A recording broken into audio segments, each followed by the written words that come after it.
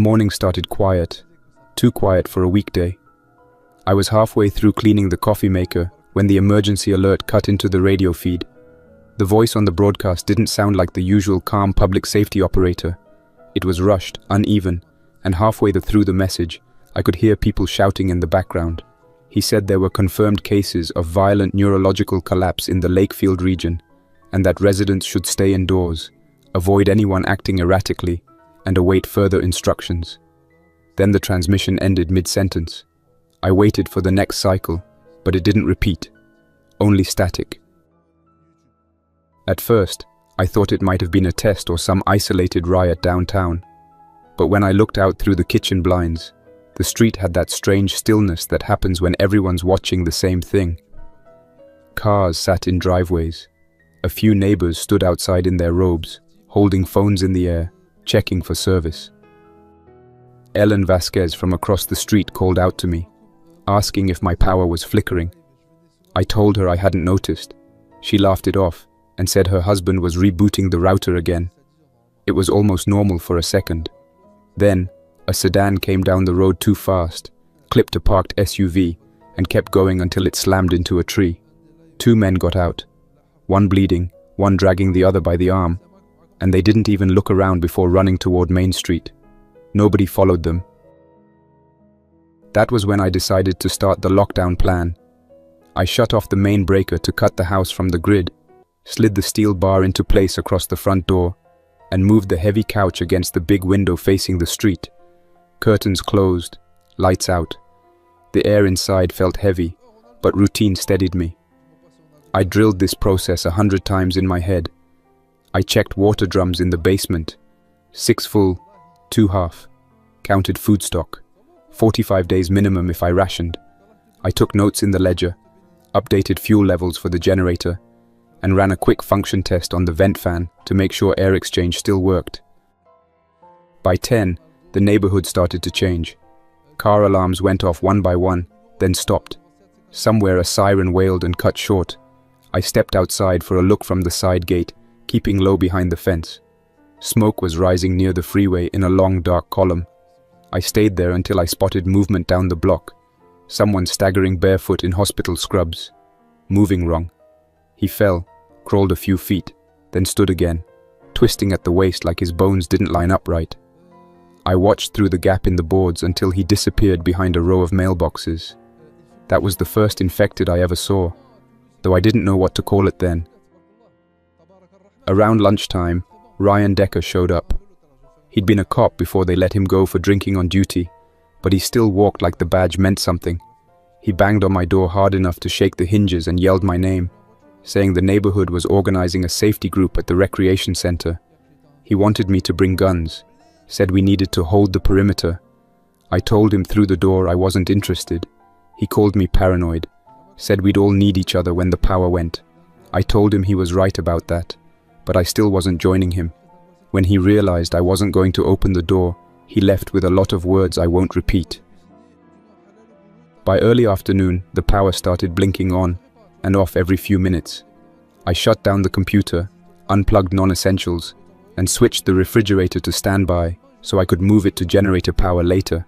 Tara McGill came by not long after, standing by the fence with her teenage son Mason. She looked tired, makeup smudged, phone in one hand.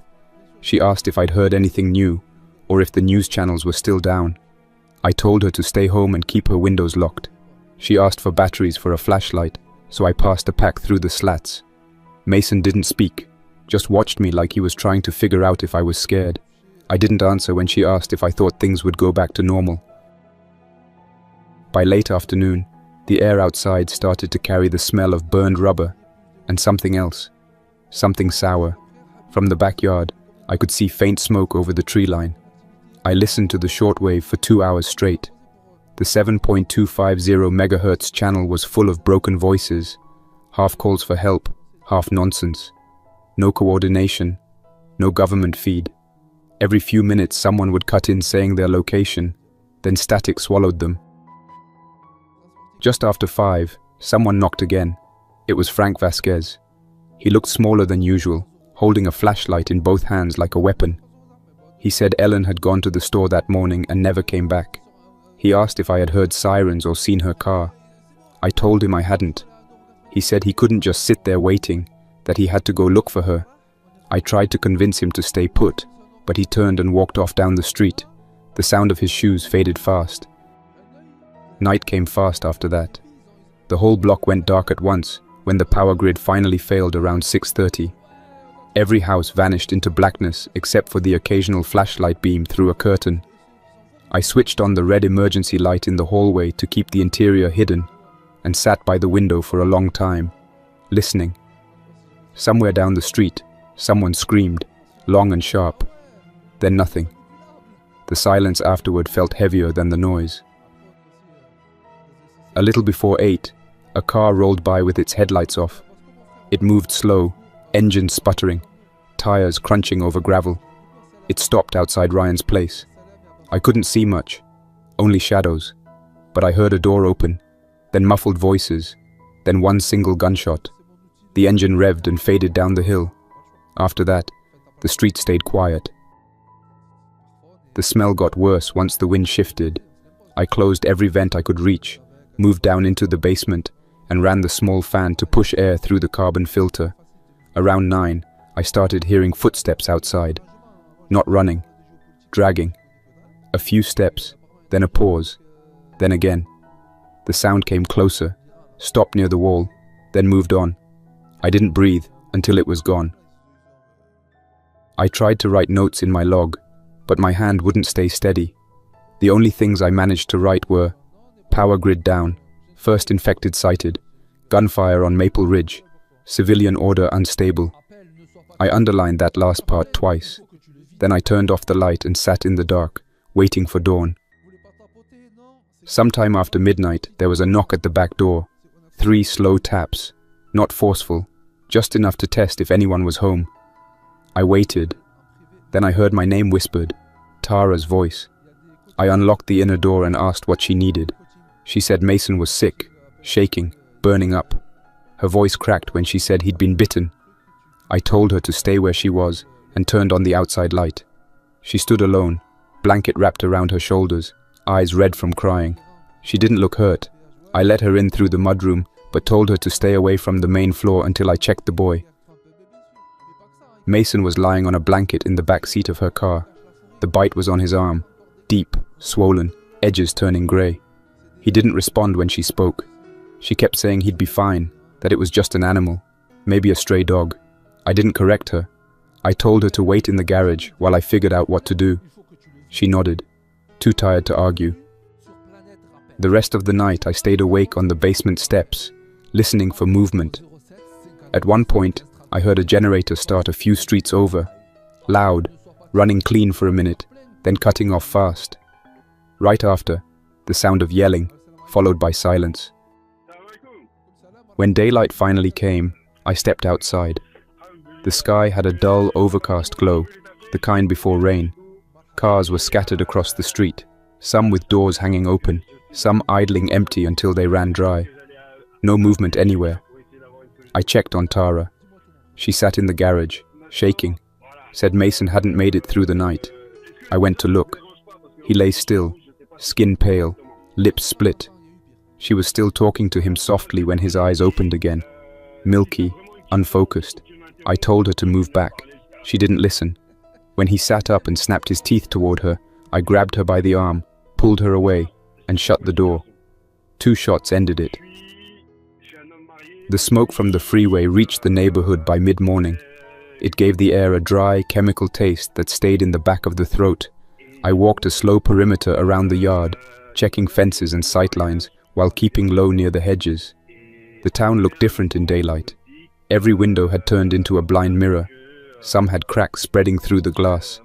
Others were already broken. The Vasquez house had their front door wide open. Their mailbox still hung open too, papers soaked by dew. I didn't go closer. Whatever was inside, I wasn't ready to see it. I moved back to my place and reinforced the front window with 2 sheets of plywood from the garage. Every sound in the street echoed now.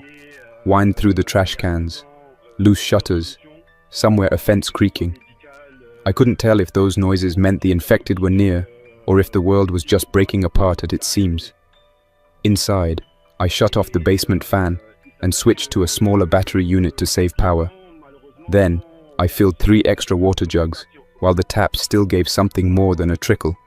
By the time I finished, it was almost noon, and the neighborhood had gone still enough that I could hear insects buzzing. Tara hadn't moved from the garage. She sat with her back against the wall, the blanket still around her shoulders, staring at the closed door where her son's body lay. I told her I was going to bury him before sundown. She said nothing. I built the grave in the corner of the backyard near the shed, digging into hard soil with the short spade I kept for emergencies. The ground was packed tight from drought and gravel, so it took nearly an hour to get deep enough. I wrapped the body in an old tarp from the basement, tied it off with paracord, and carried it outside on a dolly so she wouldn't have to see. When I came back, she was gone. I found her 20 minutes later walking down the road toward the intersection, barefoot, still in the same blanket. I followed and caught up near the stop sign. She turned when I called her name, eyes glassy, no tears left. She said she couldn't stay in that house another minute, that every sound made her think Mason was still alive. I told her the roads weren't safe. She said nothing was. She started walking again. I let her go halfway down the hill before she disappeared behind a line of burned cars. I didn't follow. By evening, the air felt heavier, like the sky was holding its breath. I sealed the windows with extra duct tape, shut off the exterior lights, and ate cold canned beans by the dim glow of a headlamp. Outside, the streets were quiet except for one distant scream that lasted just long enough to sound human. I stayed awake until dawn again, writing short notes in my log about supply use and sightings. No one else came down the street that night. Day 3 began with a strange calm. The storm that had threatened all day finally broke just after sunrise. Rain came in thick sheets, flattening the smoke into a grey fog that hung between the houses. I opened one window a crack to let the humidity in, and stood there for a while, watching the water run down the driveway in small rivers, carrying bits of trash and leaves. The smell of burned plastic faded for the first time in 2 days, replaced by wet earth and something faintly metallic. The infected didn't move much in the rain, or maybe they just couldn't be heard over it. I spent that day cleaning weapons and organizing the basement. The steady rhythm of maintenance helped. I had 4 rifles cleaned, 2 handguns loaded, and one 12-gauge set beside the back door. Ammunition was limited, so every round mattered. I went over my food supply again, splitting everything into daily rations. 1 meal in the morning, 1 at night. 42 days if I didn't waste. That gave me time to wait, observe, and decide whether to stay or head for the interstate. Around mid-afternoon, I caught sight of movement through the side window. 2 figures were moving slowly between the mailboxes. They weren't stumbling, they were searching. One had a shovel, the other a crowbar. When they reached Ryan's house, they kicked in the door and disappeared inside. For a long time, nothing moved. Then I heard shots. 3 quick, then a pause, then one final. The 2 came out carrying a duffel bag between them, ran to a pickup and drove off toward the main road. Looters, not infected. That was the first time it hit me that the real danger wasn't only the dead. That night, I caught the first organized broadcast since this started. The voice on the shortwave was calm, male, possibly military. He said a quarantine perimeter had been established 15 miles west near Highway 8, and that evacuation centers were full. He warned civilians to avoid approaching barricades without authorization. The message repeated every 10 minutes. No local details. No mention of Lakefield. It was the first proof that something resembling a command still existed. But 15 miles might as well have been another planet with the way the roads looked. Day 4 began with gunfire again, closer than before. I went to the attic window for a view and saw smoke rising from 2 blocks over. A cluster of vehicles was blocking the main road, 3 sedans, and a van turned sideways. Someone had built a makeshift barricade using trash bins and furniture. Men stood behind it with rifles, taking turns shooting into the side street. I couldn't see what they were firing at, but whatever it was kept coming because the gunfire didn't stop for several minutes. When it did, a single shape crawled out from behind the cars. Then someone from behind the barricade hit it with a machete. After that, they dragged the body away. By afternoon, I heard footsteps outside my fence again. More deliberate this time. 2 men were checking yards, calling out for survivors. They sounded confident, too confident. When they reached my gate, one of them rattled it and whispered to the other that someone must still be here because the lawn was too neat. I stayed silent. They moved on after a minute. I followed their movement by sound until it faded toward the park. A few minutes later, another round of shots echoed. I couldn't tell who survived. That night, I saw lights moving near the Decker house. Faint beams cutting through the rain. At first, I thought Ryan was still alive. But when one light caught the side of his porch, I saw his body sitting slumped against the wall. Whoever was inside was tearing the place apart for supplies. They found something and left before midnight, heading toward the woods behind the subdivision. I didn't interfere. The sound of boots and hushed voices carried a kind of rhythm that told me these weren't scared civilians anymore. These were the ones adapting faster than the rest. On the 5th day, I woke to the sound of engines. Multiple vehicles, heavy, maybe trucks. I climbed to the attic again and watched a convoy of 6 vehicles roll down the main avenue. They had a mounted light on one truck and men in mismatched tactical vests riding in the beds. They weren't soldiers. The way they moved was loose, uncoordinated, but they had discipline enough to stop at intersections and check for movement. I stayed still behind the vent slats until they passed. Later I saw smoke again near the grocery plaza, probably where they were refueling or burning something they couldn't carry. After they left, I went through my house and blocked every ground-level window with more plywood and scrap metal. I used lag bolts and an impact driver until my arms hurt. When I finished, the house felt smaller, darker, but safe enough to buy time. I sat by the kitchen table and wrote a new entry in my notebook. No rescue incoming. Establish self-sustainment. Avoid contact. I read that line twice before closing the book. Late that evening, a storm hit again. The thunder rolled across the valley, masking every other sound. I used the noise to make a supply run to the Vasquez house. Inside, it looked ransacked but not destroyed. The dining table was overturned. A broken photo frame on the floor. Frank and Ellen were gone. I found 2 unopened cans of soup and a box of matches, but nothing else worth taking. In the bedroom, the window had been broken outward, not inward. I didn't look too closely. I just took what I could and left before lightning gave away my silhouette. When I got back, the rain had slowed to a drizzle. I sat in the living room with the lights off and ate straight from one of the cans. It was the first warm food I'd had since the grid died. Outside, somewhere down the street, something metallic clanged. Not the wind. Too steady. I lifted the rifle, checked the chamber, and waited near the back door. A minute later, a silhouette moved past the side gate. I caught the faint reflection of eyes for a second. Human, not infected. Whoever it was saw my light and froze. We both waited in silence, neither moving. Then the figure turned and disappeared between the houses. I didn't follow. The last thing I needed was to trade ammunition for curiosity. I barely slept that night. The generator stayed off to keep noise down, and the only light came from the red emergency bulb above the stairs. I kept hearing small impacts outside, like someone tossing pebbles against the siding.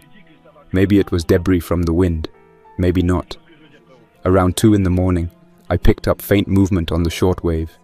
Someone speaking code words I couldn't place. Maybe military, maybe not. The message repeated twice and ended with coordinates too far north to matter. It meant there were still people out there trying to organize, though probably not for long. On the morning of the 6th day, the sky cleared for the first time since this started. I stood in the backyard watching the steam rise off the wet pavement, wondering how many more days I could hold this position before something forced me out. The air smelled clean for once, and in that short window of calm, I caught myself hoping the power might come back, even though I knew better. The quiet didn't last. Somewhere near the park, gunfire broke out again, shorter this time. Controlled bursts, someone defending a position. Then came shouting, then a single explosion. After that, only the sound of distant crows. After the gunfire near the park faded, I stayed outside longer than I should have. The morning light made the wreckage of the last few days look sharper, more permanent. Cars that once lined the street for work commutes were now angled across lawns and curbs. Mail piled in boxes, doors hung open on houses where people used to wave good morning. It felt like Lakefield had turned into a museum overnight, frozen mid-collapse. I didn't hear any more engines or human voices that morning. Only the wind carried down the main road, moving a loose street sign that clanked every few seconds. That small sound was enough to make me keep my rifle ready, even when nothing stirred for an hour. I spent most of that day fortifying the garage.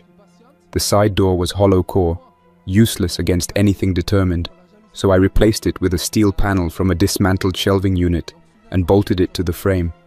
Every strike of the drill echoed through the house, but the noise didn't matter anymore. If something heard it, it already knew this street was still alive. Once I finished, I set up a second barricade at the top of the basement stairs, using the old refrigerator and 2 heavy tool chests. The living space upstairs was starting to feel smaller each day, but confinement was safer than exposure. By mid-afternoon, I decided to test the solar battery system. The panels were still intact, though one had a crack through the corner from flying debris. When I switched the line, the inverter light came on, weak but steady. That meant I could power small electronics and charge my hand radio without running the generator. The sound of silence had become valuable. Loud engines drew attention. The rest of the day passed without incident, though I noticed a strange rhythm in the quiet, as if the infected had patterns now. Movement in the distance came mostly after sunset, while daylight stayed still. That night, a faint orange glow appeared on the horizon. At first, I thought it was sunrise in the wrong direction, but it grew stronger as the sky darkened. I climbed onto the roof for a clearer look. Somewhere west, toward the commercial district, a large fire was burning. It wasn't a small blaze from a car or house. It looked industrial, constant. Maybe a gas line had gone. The smoke rose in a thick column, turning the night air red at its edges. I watched it for nearly an hour, waiting for sirens or helicopters, but nothing came. The city wasn't responding anymore. On the 7th day, the smell reached Lakefield. The wind carried it from the west, burned fuel, melted asphalt, and decay underneath it all. I wore a mask when I went outside. Not for infection, but for sanity. The air had weight now, the kind that pressed down on lungs and skin. I walked down the block to check on the water barrels behind Ryan Decker's house. They were still full, so I siphoned half into 2 jugs and carried them back home. Ryan's yard was silent, his body still slumped against the wall where I'd last seen him. The flies had found him. I kept my eyes forward and didn't stop moving. Inside, I started to ration ammunition. I cleaned every casing, sorted them by caliber, and checked remaining food again. The notes in my ledger had become shorter, mostly single lines. Rain expected, supply low, no contact. I used to write full sentences. Now it was only what mattered. The longer I stayed, the more efficient my thoughts became. Like my brain was stripping away anything emotional. Maybe that was survival, or maybe it was something worse. By afternoon, I heard engines again, smaller this time. I went upstairs and saw 2 motorcycles cruising slowly through the intersection. Both riders wore dark jackets, one carrying a shotgun strapped to his back. They stopped in front of the Vasquez house, looked around, and called out a name I didn't catch. When no one answered, they smashed the front window with a tire iron, disappeared inside, and came out minutes later carrying supplies. They didn't bother with stealth or speed, just calm, deliberate looting. One of them looked straight at my house before they rode off. I shut the blinds and waited another hour before moving again. The next morning, I heard the sound of glass breaking from somewhere close. I moved quietly through the hall and looked out from the side window. 3 strangers were in the yard across the street, breaking into Mrs. Chen's home. They had backpacks and makeshift weapons, crowbars and wooden bats. One stayed outside as lookout while the others went in. I couldn't hear them, but I could see their posture. Nervous, twitchy, desperate. When they came out, they carried food, clothes, even framed photos. The lookout scanned my side of the street before they left. He stopped for a second, squinting at my windows, but then followed the others toward the cul-de-sac. After they left, I checked my defenses again, adding a second layer of bolts to the front door and covering the kitchen window completely with a plywood sheet. The house had turned into a bunker, silent except for my movements. Every new knock or step outside made my body stiffen. The noise of civilization had been replaced by random violence, windows shattering, far-off engines, an occasional scream that ended without follow-up. That was Lakefield now. Day 8 brought a new problem: heat. Without air conditioning or regular ventilation, the temperature inside rose fast. I opened the smallest window upstairs for 15 minutes every hour, trying not to let the smell from outside settle in. Around midday, while checking the backyard, I spotted something near the old drainage ditch. Movement low to the ground. It wasn't human posture. It crawled on all fours, fast, then froze behind the bushes. I watched for several minutes but saw nothing more. Later, when I went to refill the rain barrels, I found claw marks on the fence boards, deep and uneven. They weren't from animals I knew. That night, the power grid flickered back for almost 20 minutes. I saw a few distant houses light up, maybe automatic systems kicking in. It was long enough to see the shape of what the neighborhood had become. Driveways littered with debris, blackened windows, half-collapsed fences. When the lights died again, it felt worse than before because it proved there was still electricity somewhere, just not for us. The next day, I finally saw the infected up close. I was in the backyard checking the tarp over the generator when I heard a noise near the side gate. A low scraping, like metal dragged over concrete. I turned and saw two figures moving down the sidewalk. Their bodies were rigid but fast. One had its head tilted sharply, jaw hanging loose. The other's arms swung wide with each uneven step. They moved with purpose towards sound, not sight. I stayed behind the wall until they passed, then watched them disappear behind the Decker house. When the wind shifted, I could hear them again, slow groaning, not pain, more like breathing through broken pipes. That sound stuck in my ears long after they were gone. Later that day, I picked up a voice on the shortwave again, a man repeating coordinates and the words, "Safe Point Ridgevale." The signal was weak but clear enough to tell he was close. Ridgevale was 12 miles east near the hills. If it was real, it meant someone had built a defense line. I wrote the coordinates down but didn't decide yet. Leaving now would mean crossing several open areas, and the truck hadn't been tested since the grid went out. I needed to plan for that properly. Day 10 started before sunrise. The neighborhood was quiet, unnaturally so. I had just finished checking the perimeter when I saw a glow near the Vasquez house again, this time from inside. Someone had started a fire, maybe by accident while looting, maybe on purpose to clear infection. The flames caught the curtains fast, spreading to the roof before I could even think about intervening. The dry wind pushed sparks toward the next house, and within minutes, the whole row was burning. The sound was violent, crackling wood, collapsing walls, the faint hiss of heated metal. I stayed in the yard with a wet towel around my face, ready to defend against anyone trying to cross the fence to escape the heat. By noon, 3 houses were gone completely. Black smoke poured into the air, drifting south where the rest of Lakefield had probably already fallen. I used a garden hose to soak the edges of my property, but water pressure was low, barely more than a trickle. The fire didn't reach me, though ash covered everything. After it died down, the silence that followed felt unnatural, like the world had stopped breathing. The block that once had 10 occupied homes now had 4 standing. I wrote it in the log because I needed numbers to stay sane. Houses remaining, 4. Population confirmed, 1. That night, the infected came again, drawn by the smell. I heard them before I saw them. Wet footsteps through the ash, low groans echoing through the smoke. They moved through the wreckage, stepping over debris, sniffing at burned wood. I stayed in the upstairs bedroom with the rifle, watching through a narrow slit in the curtain. One passed close enough that I could see its skin blistered and split, hair burned away in patches. It stumbled but didn't stop moving. I kept my finger off the trigger, waiting for a reason to shoot. There wasn't one. They wandered off towards the direction of the park. When the last of the infected disappeared into the grey haze, I stayed at the window until sunrise. I didn't trust the silence. The air was thick and hot, carrying that sharp, scorched smell that settles after a neighborhood burns. The ashes from 3 houses lay across the street like snow, except nothing about it was cold or clean. I finally moved when I saw the light start to rise through the smoke. Every surface in the house had turned grey, even the glass. I wiped it off the window with my sleeve, then checked the street again. No movement, no engines, no birds. The whole block looked empty in a way that didn't feel natural. I knew if I wanted to survive past another week, I couldn't stay here much longer.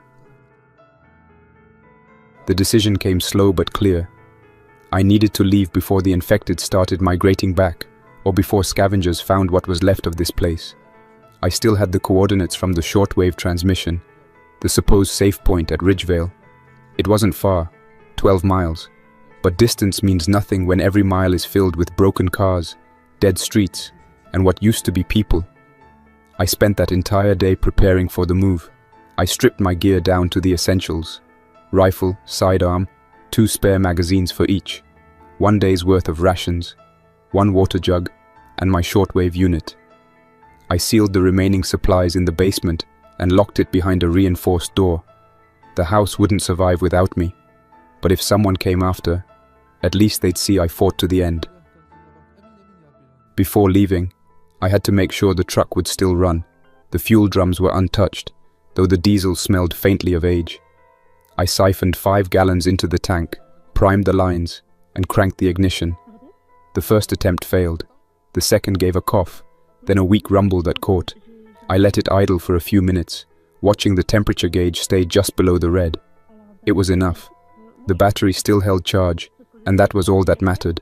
The tires were worn but inflated. If I avoided deep debris, it would hold. By afternoon, I stood in front of my house for what felt like the last time. The air was warm and dry. No wind, just still heat baking the asphalt. I scanned the block, remembering how it looked before. Ryan washing his truck on Sundays, Ellen trimming her rose bushes, Tara walking her kid to the bus stop. All of them gone. The quiet made it worse because it reminded me that the world hadn't ended in one explosion or dramatic collapse. It had just gone still. One person at a time, one street at a time. I climbed into the truck, shut the door softly, and turned the key again. The sound of the engine felt too loud, like it didn't belong anymore. I drove slowly through the neighborhood, keeping the headlights off. Every 100 feet, I stopped to listen. Nothing but the engine ticking.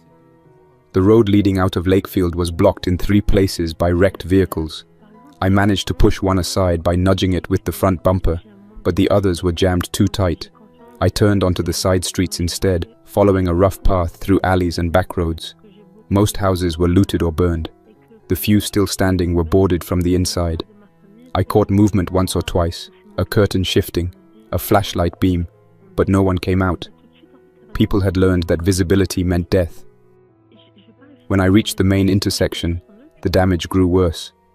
A pileup of cars stretched halfway across the boulevard, doors open, windows shattered.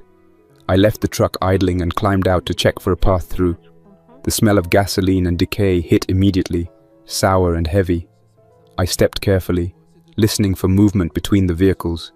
Inside one, a body was still belted into the driver's seat, head tilted back, mouth open in a silent scream. I didn't linger. Using a crowbar from the truck bed, I pried open a sedan's parking brake and rolled it enough to clear a gap wide enough for passage. The first real danger came 10 minutes later. I was halfway through the industrial district when I heard the echo of engines again. 2 vehicles, heavy, moving fast. I turned off into a loading dock and killed the engine. Through a cracked wall, I saw them pass. A pickup and a military-style Humvee without markings. Both had men standing in the beds with rifles. Not soldiers. No formation. No coordination. They slowed near an intersection, checked a map, and turned south toward the river. When they were gone, I waited another 15 minutes before moving. I'd seen what groups like that did in other towns before communications died. Survival didn't mean joining anyone. It meant staying invisible. Around dusk, I found a warehouse with its loading bay intact. I parked the truck inside and closed the door behind me, leaving a small gap for ventilation. Inside, the air smelled of oil and dust. There were old pallets stacked in corners, some crates still sealed with faded shipping labels. I set up camp in the corner near a side exit, keeping the rifle propped against the wall and my back to the truck. The rain started again outside, steady and soft. It was the first time in days that I could rest without staring at the windows.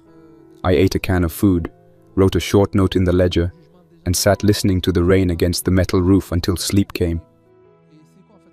The next morning, I woke to light filtering through a crack in the wall.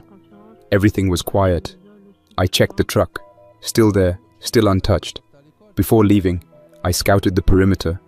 On the far side of the warehouse lot, I found signs of a struggle. Footprints, shell casings, and dried blood leading toward the drainage canal. It wasn't fresh, but it was enough to remind me I wasn't alone. I followed the road out of the industrial zone toward the ridge. The route was open but narrow, flanked by old warehouses and fenced yards. By midday, I reached the edge of Ridgevale.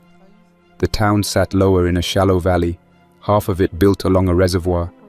The hills surrounding it were thick with trees, which meant sound carried far. The first thing I noticed was the smoke.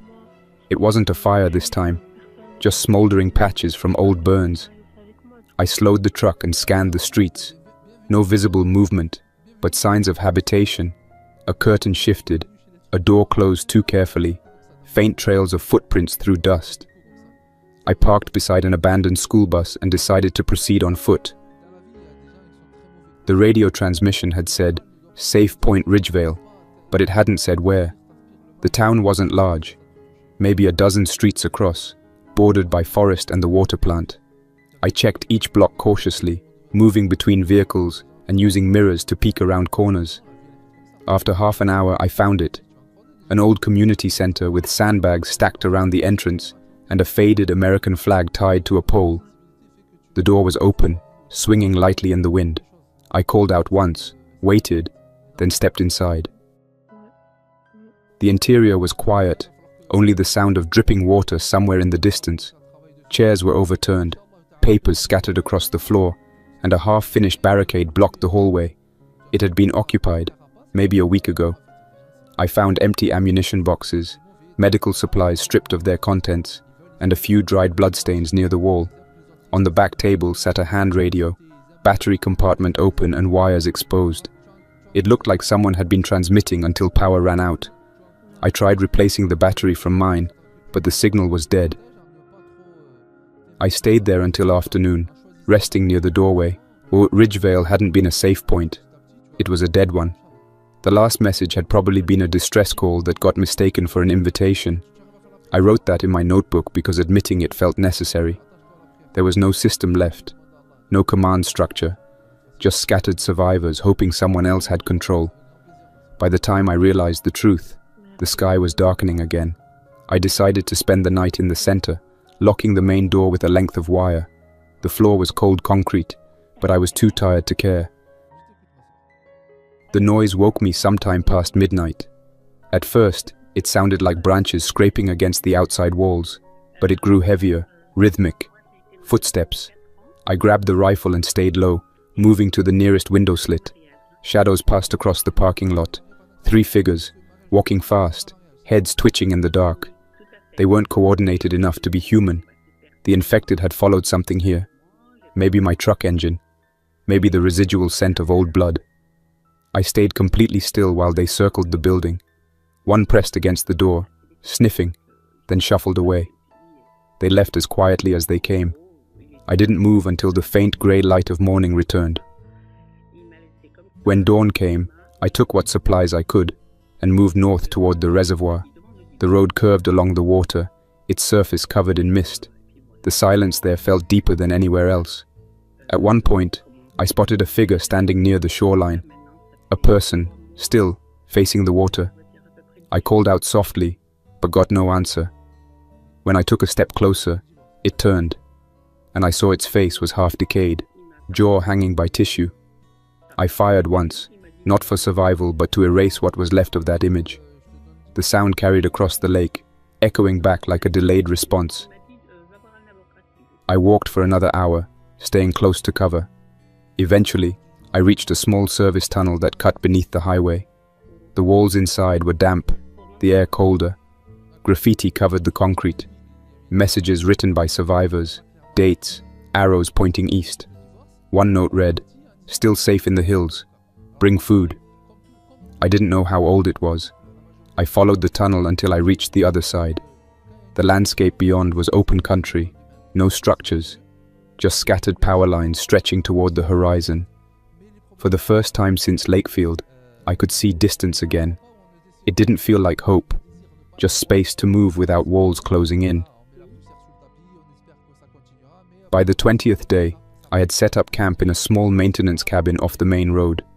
The place was barely larger than a shed, but it had a lockable door and enough room to sleep. My truck sat hidden under camouflage netting nearby, fuel reserves almost empty.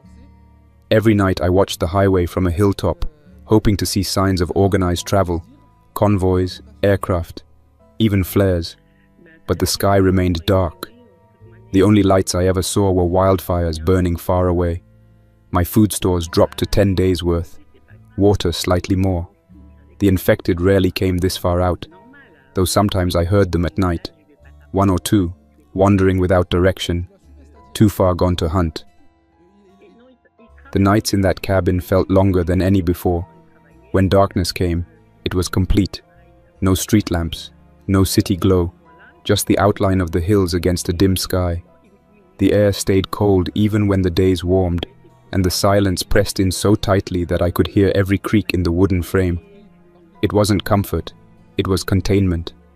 I kept the rifle beside the cot, always loaded, the safety half worn from constant checking. The first few days were steady. I rationed carefully, drank less than I wanted, and spoke only when testing the radio. I still believed there might be someone left worth hearing, even if logic said otherwise. By the 22nd day, the faint voice I'd picked up earlier had vanished completely. The frequency gave only static, sometimes a pulse of feedback when weather shifted. I started scanning every channel between 7 and 8 megahertz, then down through the civilian bands. Nothing, not even stray interference. The world had gone quiet again. I began recording the times of static bursts, trying to see if there was a pattern, maybe another signal I couldn't decode. But every attempt led to the same blank page. That was when I understood what isolation really meant. Not being alone, but having no one left to acknowledge that you existed at all. The cabin's air turned stale quickly. I opened the door once each morning to let fresh air in and to watch the tree line for movement. On most days, there was nothing, just the rustle of wind through tall grass and the occasional crow landing on the road. One morning I did see movement, a single figure walking along the opposite ridge. Too far to see detail, but tall, upright, moving with purpose. I raised my scope to check, but the person was gone before I could focus. I kept watching for the rest of the day but saw nothing else. Whether it was survivor or infected, I couldn't tell, but the idea of another living human stirred something I'd tried to bury.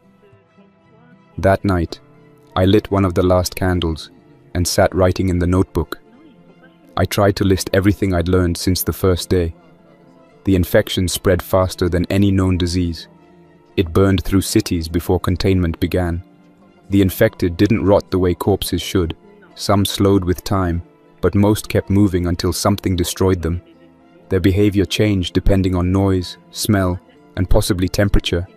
Fire drew them, sound held them, light confused them. I filled 2 pages before realizing none of it mattered anymore. Science needed labs and people. All I had were guesses written in pencil. On the 24th day, I decided to move again. My fuel reserves were down to 2 gallons, barely enough to reach the next town, if it even existed anymore. I packed light.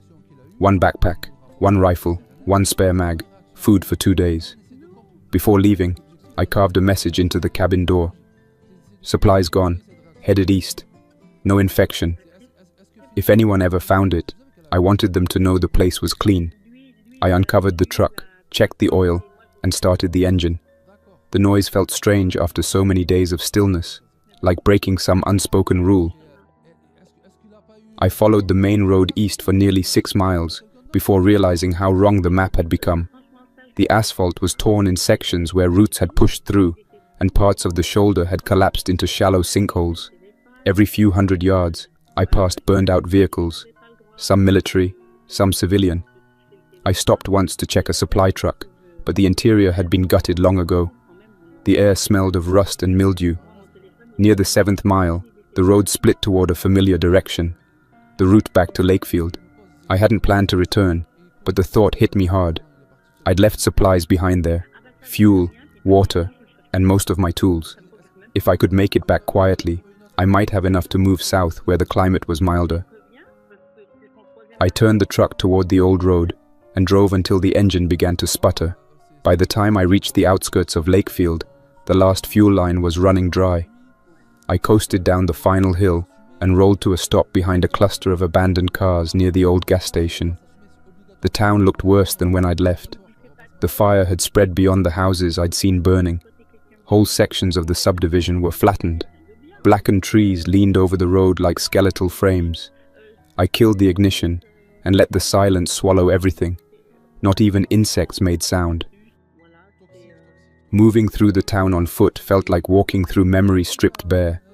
Every landmark I remembered was gone. The grocery store reduced to steel beams, the pharmacy a hollow shell. The air had that same baked stench from weeks ago, mixed now with a wet, sour smell from stagnant rainwater. I kept my rifle raised, scanning intersections before crossing. The infected weren't visible, but the absence of noise meant they were close somewhere. I made my way block by block until I reached my old street. The first thing I saw was the outline of my house, still standing. The outer fence had collapsed, but the structure itself remained intact. Inside, the air was stale and dry. The barricades were untouched. My handwriting still covered the notes on the walls near the basement door, reminders of supply counts, fuel levels, and radio frequencies. Everything was exactly as I had left it. The smell of dust mixed with faint smoke lingered in the air. I opened the basement hatch and found the storage untouched. Cans of food, sealed water barrels, boxes of ammunition. It was enough to extend survival for months if I could hold the position. That realization didn't feel like victory. It felt like the same loop I'd been trapped in since the first day. I wasn't winning. I was just delaying the inevitable. While checking the generator lines, I heard a faint thud outside. Then another. Footsteps. I turned off my headlamp and waited in the dark. The sound grew louder, moving past the house. Slow, deliberate, not dragging like the infected. Someone alive. I went to the side window and looked out through the narrow slit between boards. 2 figures were walking up the street, one carrying a lantern.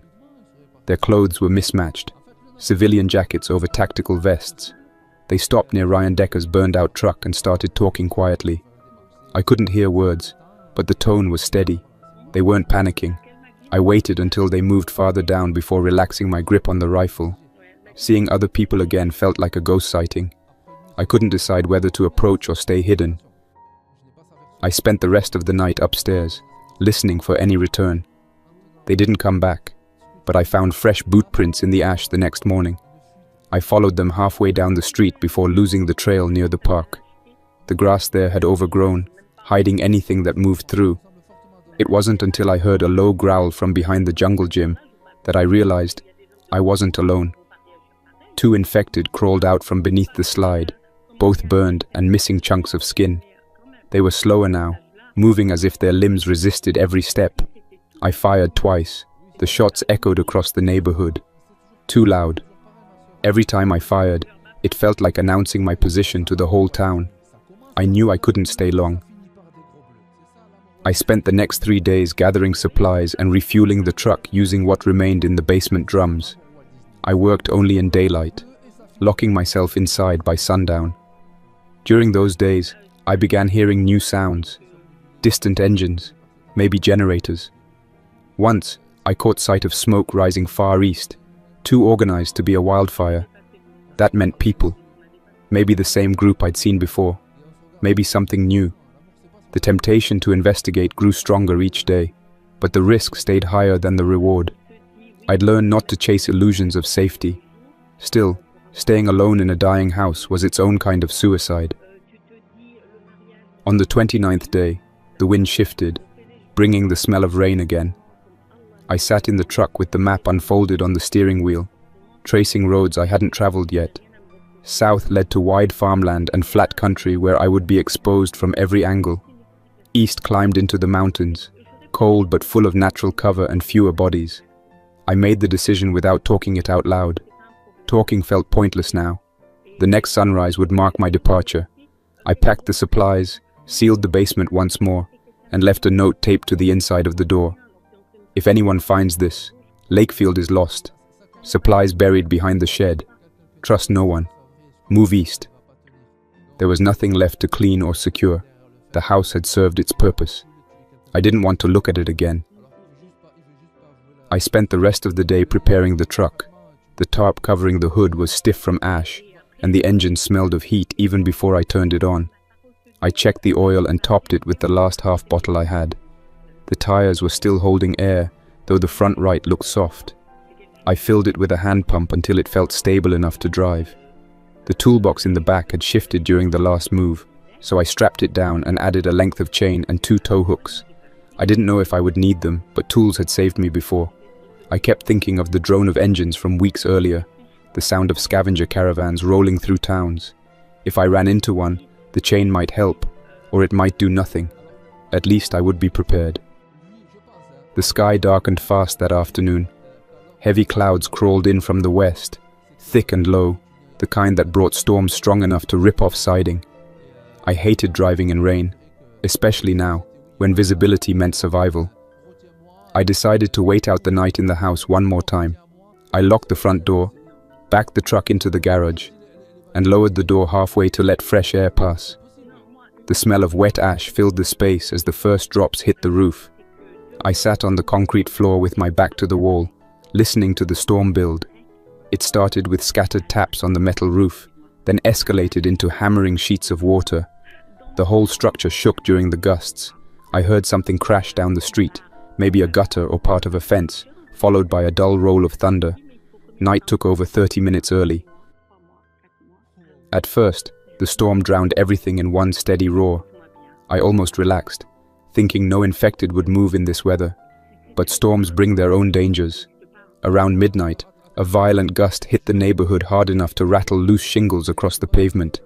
The garage door groaned under the pressure. I thought it might tear off completely. I unspooled the length of chain I'd packed earlier and hooked it across both sides of the door, anchoring it to the interior handles. It held, but the wind kept pounding. I switched off my flashlight and sat still, letting my eyes adjust to the faint glow of lightning through the cracks. Each flash lit the garage for a second, tools hanging from the pegboard, the truck's faded paint, shadows twitching across the walls. Enough to keep alert, but not enough to stay calm. The first real sign of trouble came when something slammed into the side of the garage. Not debris, something with weight. I froze, listening. The rain softened for a moment, and beneath it I heard a low groan, one I had learned to identify quickly. Infected didn't retreat from storms. They wandered blindly into them. Another impact hit, this time closer to the front corner. I kept low, rifle in hand, and moved to the side window. Through the slats of the boarded frame, I saw movement, a shape lurching past, soaked and staggering. Then, another form appeared, moving along the fence line. The storm hadn't scared them off. It had pushed them directly into Lakefield like a funnel.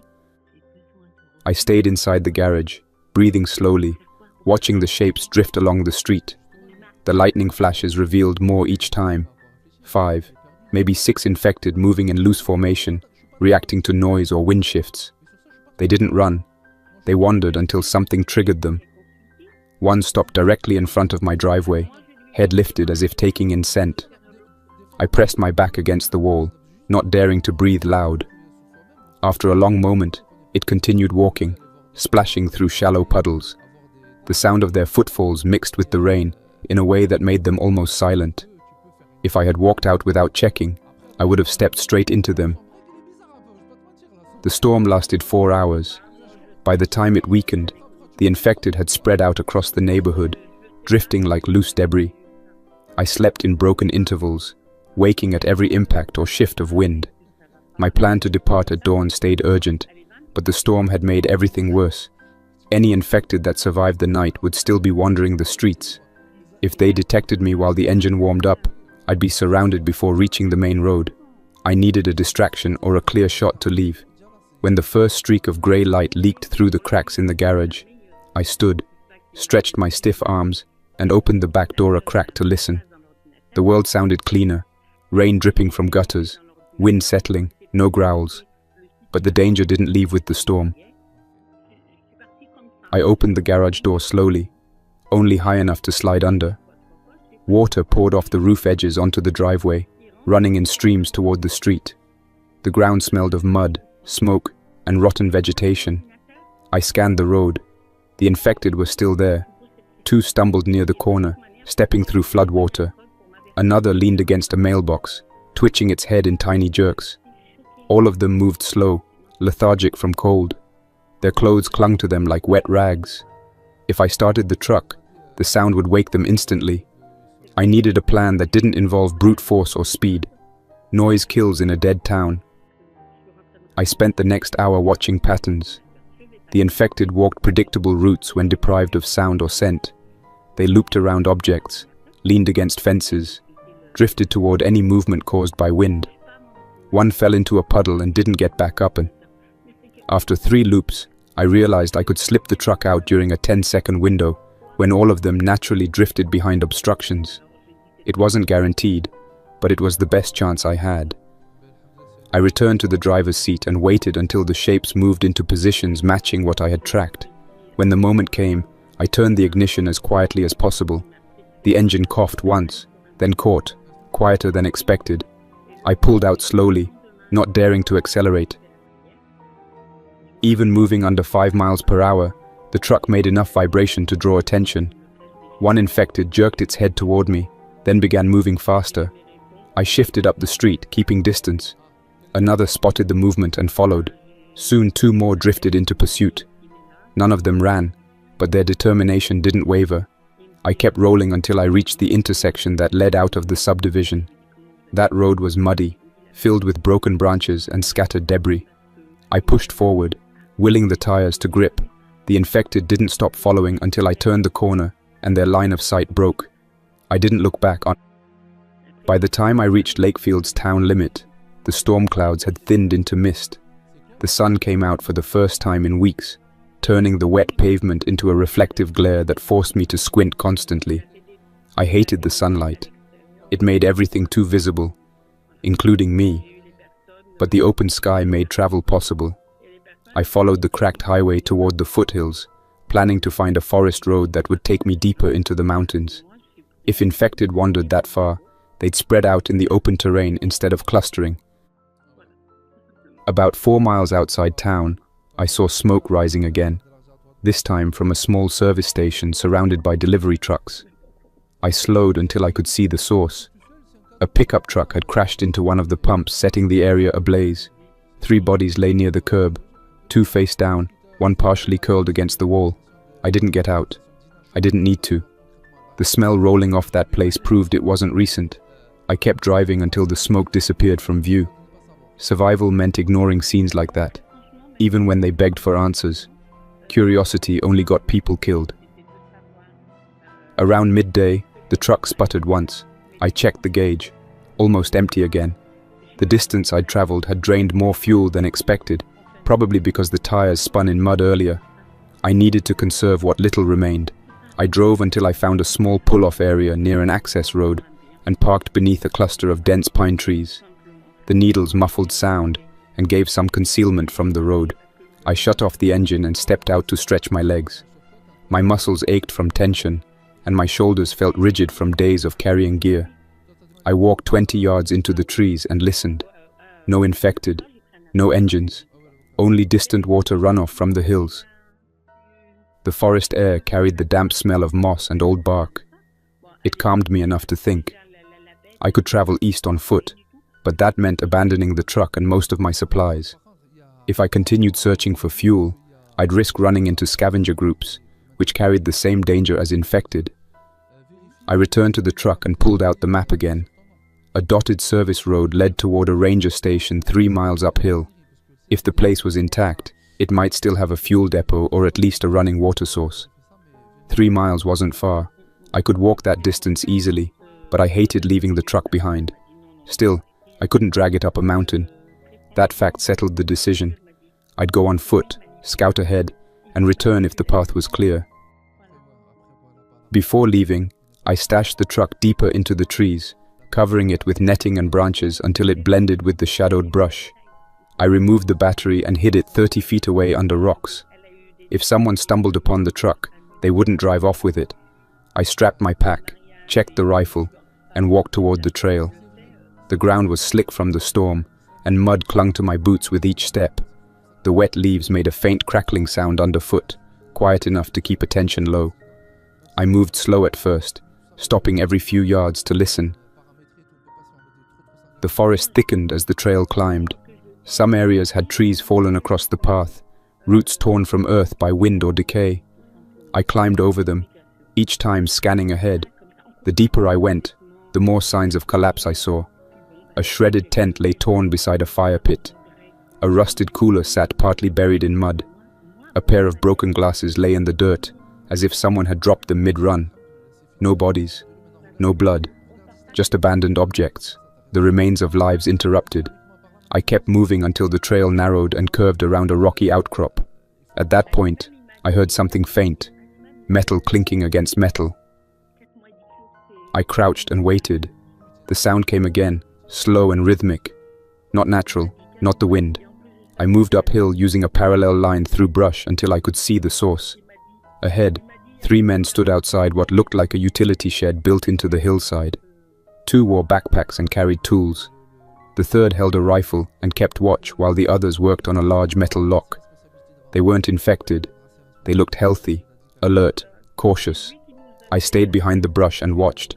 If they were trying to get inside, the building must have had something worth taking, or something worth protecting. The guard turned suddenly, scanning the tree line.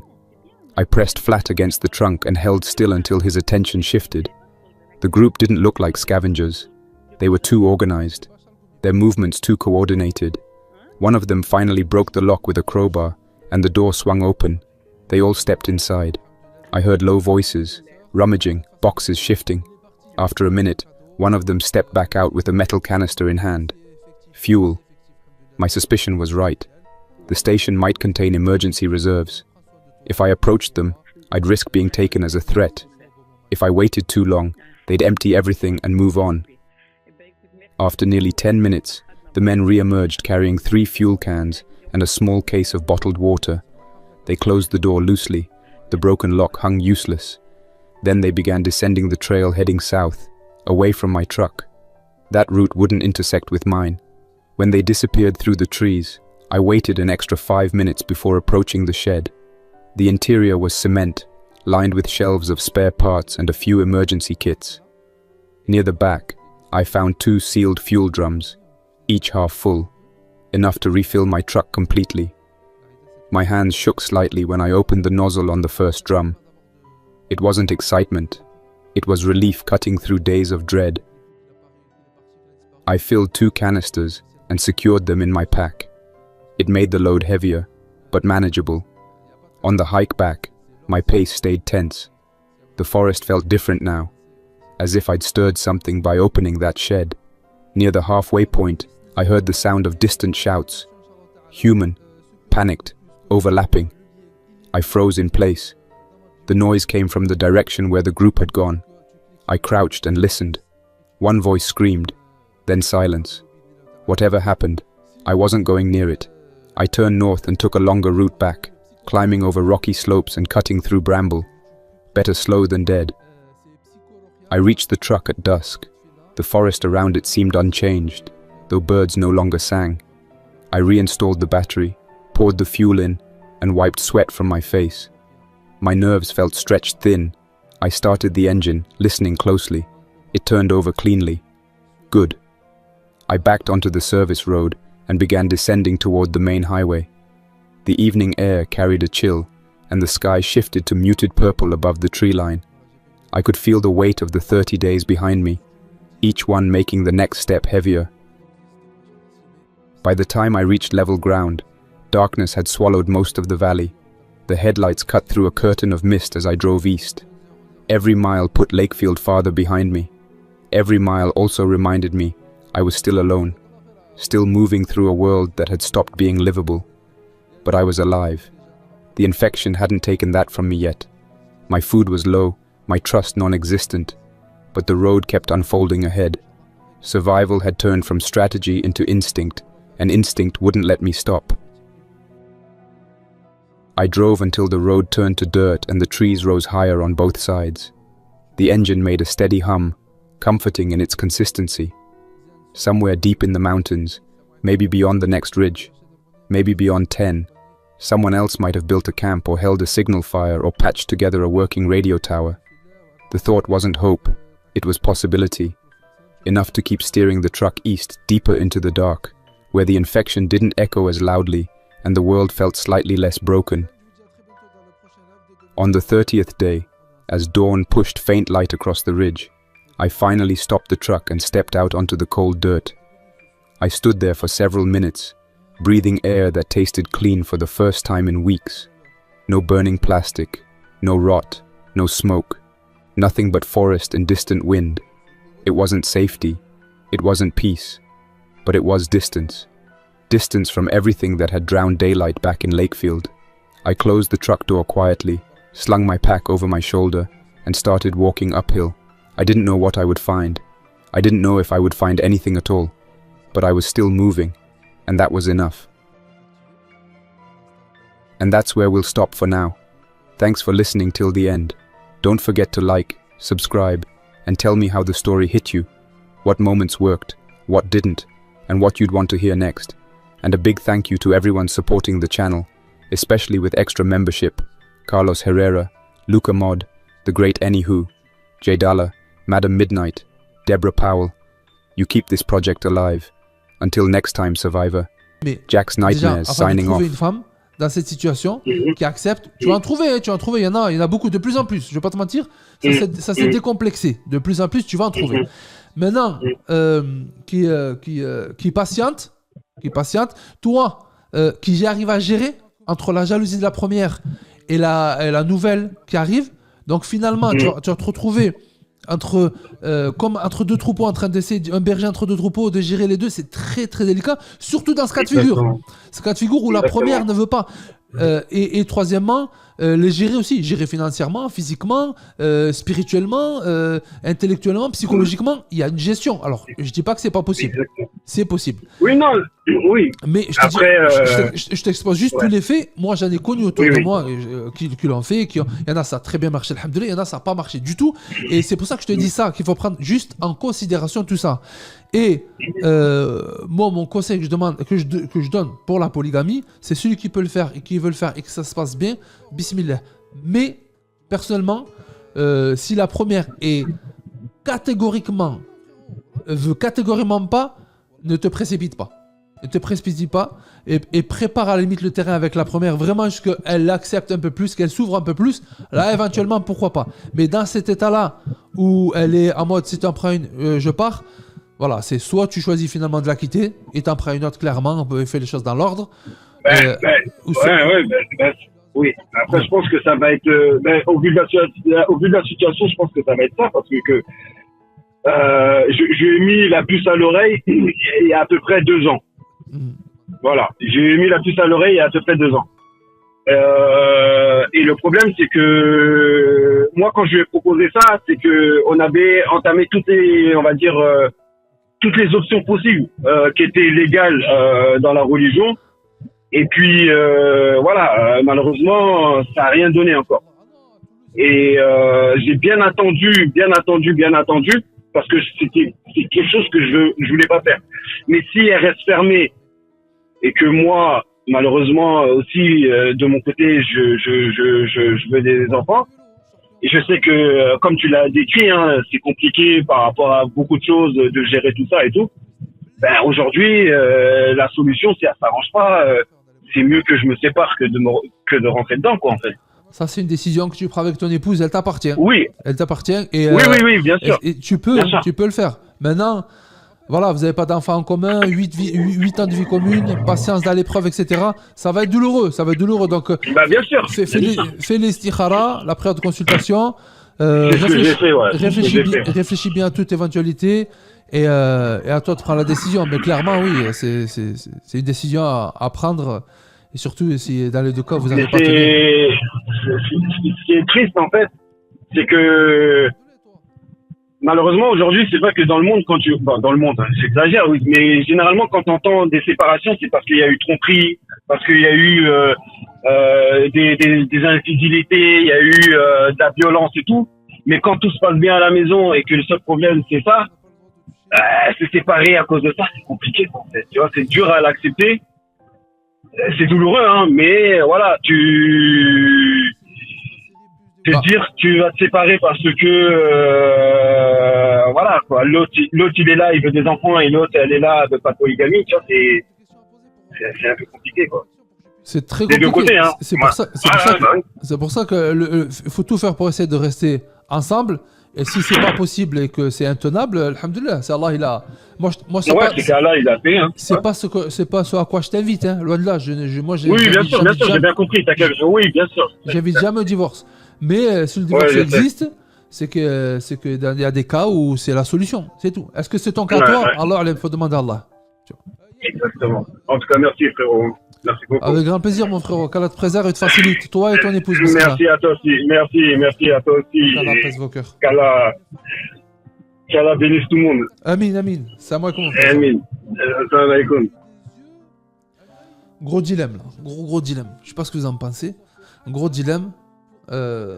C'est pas évident. Après, bon, c'est vrai qu'on a vite fait à juger les gens, mais quand on n'est pas à leur place, c'est facile. Mais quand on est à leur place, on a tout un autre discours. Faites attention. Ah ouais, il y en a, ils sont énervés contre lui. Il faut faire très attention. Il faut avoir un peu plus preuve d'empathie. Mskina, la sœur, elle est dans un état très délicat. Je comprends, hein, elle n'a pas envie de partager son époux. Mais le mari, il va avoir des enfants, quoi. Du coup, il se sent condamné à cause d'elle. C'est pas évident. Alhamdoulilah. C'est très injuste. Si c'était lui qui ne pouvait pas avoir d'enfants, peut-être qu'elle aurait quitté aussi. On ne sait pas. On ne sait pas du tout. C'est ça le truc. On ne peut pas se permettre de projeter. 38 ans, ça va encore pour un homme. Mais une seule fable, ne pas juger. Oui, il faut pas juger. Il faut surtout pas juger. On est dans la précipitation, dans l'émotion, ouais, de l'extérieur et tout. Mais quand on vit, moi je vous dis franchement, faites attention de ne pas juger les situations des autres parce que Allah, il peut vous éprouver en vous mettant dans cette situation. Allah. T'imagines la femme le jour où la deuxième accouchera. C'est sûr que ça dépend de son état d'esprit, mais c'est... Soit elle va être contente, elle va s'en occuper comme c'est son fils parce qu'elle aime son mari et que voilà, elle a une foi full foi. Ou soit elle va péter un plomb parce qu'elle va être jalouse, elle remet à avoir le sien, etc. Je pense que la deuxième option est plus envisageable que le reste. Mais bon, on sait jamais. Allah, il fait ce qu'il veut. Inch'Allah, elle aura des jumeaux, par exemple. Pourquoi il n'adopte pas? Il ne blesse personne. Alors il a dit qu'il voudrait sa propre descendance, de son propre sang, et quelque chose qu'on peut comprendre. Hein. Je suis désolé, mais ça c'est quelque chose de complètement compréhensible d'avoir sa descendance. Hein. C'est normal hein, de vouloir. Quand je serai grand, je me marierai et j'aurai 12 enfants. Tu donneras un enfant à tous qui n'arrivent pas à avoir d'enfants comme ça. C'est billah.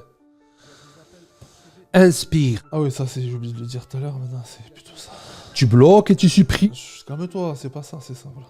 Appelle au 07 59 75 31 01 et passe directement en live. Ça m'a comme vous avez des news du frère de Montpellier, il a pas allé dans le nord. Si, il est parti dans le nord travailler, mais apparemment il y avait un conflit. Il m'a pas rappelé au fait, Salem. Je sais pas si c'était là, Salem. Salem, c'est dans les parages, j'appelle. Ça n'est où, en fait? Tu devais m'envoyer le numéro de ton employeur, tu me l'as pas envoyé, frérot. Une soeur qui pouvait pas enfanter en a eu deux à l'homme après 8 ans. Tu vois, alhamdoulilah. Il se peut qu'il passe 10 enfants, exactement. Salam alaikum, autre sujet, partir de la France malgré la tâche de la famille. Appelle, c'est Ben. Très bon sujet, ça. Appelle. L'importance de se marier pour Dieu, tu ne peux pas être jalouse pour ça. Bref, celui qui a pseudo bref, ça c'est bien, mais c'est pas... c'est utopique. C'est utopique. Je recommande la taqwa, la patience, il faut qu'ils investissent dans le naturel. Il a fait. Au début de l'appel, il a expliqué, il avait fait beaucoup de causes, machallah. Je passe ma bonne... Bibi. On reste des humains, tout à fait, on reste des êtres humains et il faut qu'on qu'on prenne cette nature en considération, c'est notre nature faible et pécheresse. Je suis dans une situation, j'aurais jamais cru Inch'Allah. que j'allais appeler quelqu'un pour essayer d'avoir une solution. Dis-moi tout, mon frérot. Maintenant, voilà. Est-ce que déjà ça te dérange pas? Parce que en fait, je suis sur la route, je sais pas si t'as encore une Tac, tac. Voilà, maintenant je vais te parler et si t'as vraiment une question, il faut que tu m'interrompes, sinon tu me laisses parler jusqu'à la fin. Discernons les mots psychiques des mots occultes, ça serait un bon sujet. Ouais, j'ai fait un livre sur ça d'ailleurs. Habib, j'ai fait un livre sur ça. Il est en vente sur Amazon. Psychorochia. C'est la psychorochia. 8 ans. Je vais vous le présenter, Inch'Allah. Dès que je l'ai en physique, je vais le montrer, Inch'Allah. La psychorochia. Dans mon mariage, tout se passe bien. La barrière entre la psychologie et l'occulte. Très intéressant. Allez voir, vous tapez la psychorochia sur Amazon, vous allez le trouver. Attends, je vais voir si j'ai... J'en ai parlé sur Snap, hein, ceux qui me suivent sur Snap, ils l'ont vu. Je vais voir si j'ai ici, là. Je me suis dit, bon, c'est Il a apparu, là, on va continuer Voilà. Le temps passe, le temps passe, le temps Je sais passe. pas si vous allez voir. Et il s'avère que on est arrivé aujourd'hui en 2026. On a essayé Il floute. il y a 2 ans Ouais, plusieurs il floute, c'est pas solutions. grave. Vous allez vous trouver la psychorochia. Ouais, Bibi, la psychorochia. C'est une méthode que j'ai développée en 15 années d'expérience par la grâce d'Allah. Et ben tu trouves et c'est très très intéressant. Bon, les personnes qui l'ont lu, ils ont kiffé. Franchement, les personnes qui l'ont lu, ça a chamboulé leur live, si je peux me permettre. Du bleu et un cerveau. Ouais, c'est ça. C'est ça sur le Amazon. Il est sur Amazon. Tu tapes la psychorochia, tu tombes sur le livre. Très très intéressant. Moi je le recommande, sincèrement je le recommande. Franchement il va y avoir un avant et un après. Celui qui lit le livre, il y a un avant et un après. T'es pas obligé d'être atteint par un mot à l'occulte, etc. Justement, hein, parce que ce que j'intègre dans le livre, c'est que toutes les maladies, toutes les atteintes psychologiques, il y a une partie d'occulte.